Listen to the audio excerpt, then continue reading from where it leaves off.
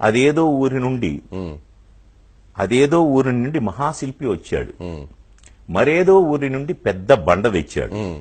6 అడుగులు కొలత పెట్టి బండను ఖండించాడు. మిగిలిన 3 అడుగుల ముక్కను పక్కకు తోసేశాడు.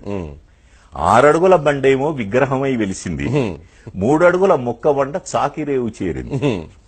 కంపు కంపు మనసులన్నీ దేవుని ఎదుట నిలిచాయి. కంపు కొట్టే బట్టలన్నీ బండ చుట్టూ పేరాయి.